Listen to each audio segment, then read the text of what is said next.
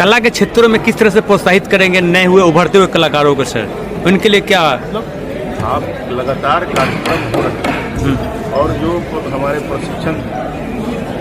केंद्र है जी वहाँ पर भी हम लोग वैकेंसी निकाले हुए हैं और शीघ्र ही वहाँ पर प्रशिक्षक हम लोग बहाल करेंगे और हम लोग प्रयास करेंगे कि कला के क्षेत्र में भी बिहार पर पहले से और बेहतर काम करें और जो बिहार की संस्कृति और परंपरा रही है उस पर काम हो।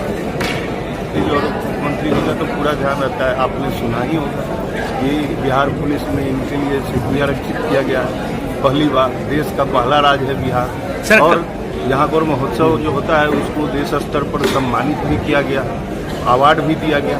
तो बिहार सरकार तो हमेशा तत्पर रहती है कि जो भी हमारे समाज के लोग, आपको ये भी बताया गया इसी मंच के माध्यम से कि पटना के जिलाधिकारी के द्वारा जमीन आवंटित किया गया जहाँ प्रथम रेस्टोरेंट का भी उद्घाटन होने वाला। तो ये सब सारी चीज़ें सरकार के स्तर पर जो भी सहयोग की जरूरत है वो हो रहा है और आगे भी होता है।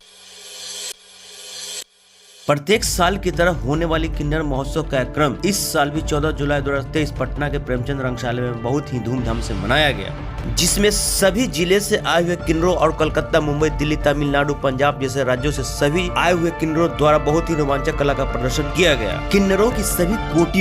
कोटि, ट्रांसजेंडर, हिजड़ा, अन्य पर आधारित कला प्रस्तुत की गई, जिसको देखने के लिए बिहार के सभी जिले एवं राज्यों से आए हुए ट्रांसजेंडर रही भारी भीड़। बारिश के मौसम में बारिश का आनंद लेते हुए मजा मस्ती के साथ डांस करते दिखी ट्रांसजेंडर समुदाय के लोग। किन्नर महोत्सव कार्यक्रम का उद्घाटन करता सम्मानीय मुख्य अतिथि कला संस्कृति मंत्री एवं युवा विभाग बिहार सरकार के माननीय मंत्री श्री जितेंद्र कुमार राय द्वारा की गयी। साथ में रहे छोटे लालू की रही मौजूदगी।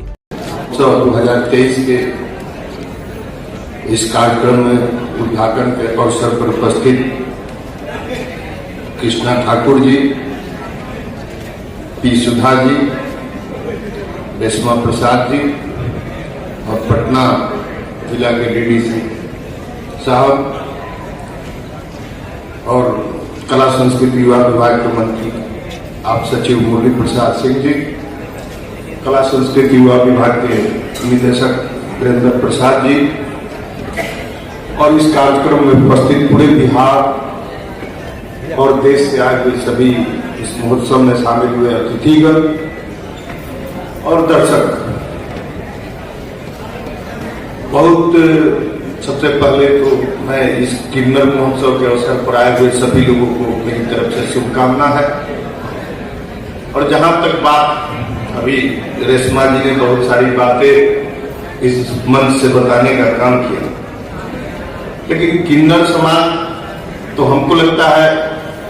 कई युग से हमारे हर एक संस्कृति में अपना एक विशिष्ट पहचान रखा है और इनका योगदान भी हमारी संस्कृति में रहा। हमको लगता है कि किन्नर समाज के बिना भारतीय संस्कृति की चर्चा पूरी नहीं होती है। इसलिए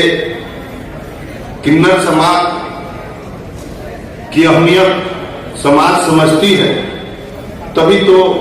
हमारे जो समाज में नवजात शिशु पैदा होते हैं तो हम लोग पूरे समाज से उसको बचाने का काम करते हैं। लेकिन जैसे ही हमारे किन्नर समाज के साथ ही जाते हैं तो उस नवजात बच्चे को उसको हाथ में देने का काम करते हैं, तो कहीं नहीं कहीं एक विशेष विश्वास हमारे समाज के प्रति लोगों का रहा है, समाज का रहा है। और जहां तक बात यह सही है कि स्त्री पुरुष की तरह शारीरिक रूप से इनकी भी अलग पहचान, लेकिन यह भी सच है कि दया, ममता, करुणा, प्रेम, धर्म, क्षमा जैसे मानवीय मूल्य हो या ज्ञान और समझ की क्षमता या फिर शारीरिक सामर्थ्य एक अहम इंसान से किसी भी रूप में कमतर नहीं मान सकते। आश्चर्य नहीं है कि जब भी इन्हें अवसर मिले, चाहे युद्ध का मैदान में हो या विश्वविद्यालय के प्रांगण में शीर्ष पर अपनी पहचान बनाई, तो निश्चित रूप से यह समाज भी लगातार कैसे हमारा उत्थान हो, इसके लिए कैसे हमारा समाज आगे बढ़े, इसके लिए महत्वपूर्ण भूमिका निभाने का काम किया। और बिहार सरकार कला संस्कृति युवा विभाग 2016 से लगातार किन्नर महोत्सव करके बिहार के जो तमाम हमारे ये समाज के लोग हैं उनको आगे बढ़ाने के लिए, उनको एक अच्छा माहौल देने के लिए लगातार महोत्सव कराने का काम करती ही है।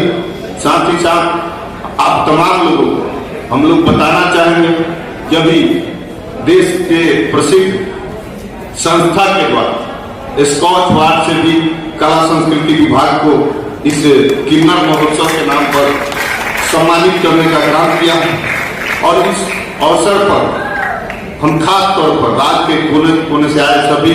किन्नर समाज के लोगों का हार्दिक स्वागत और अभिनंदन करते हैं। और यह आयोजन आपका है, हम विश्वास दिलाते हैं कि राज्य के विकास में आपकी सक्रियता हमेशा रेखांकित की जाती रहेगी। हम स्वागत करते हैं तमाम प्रेस प्रतिनिधियों का और आप तमाम आगत बंधुओं को। विश्वास है कि संस्कृति के एक अभिनव दुनिया में आप रूबरू होंगे और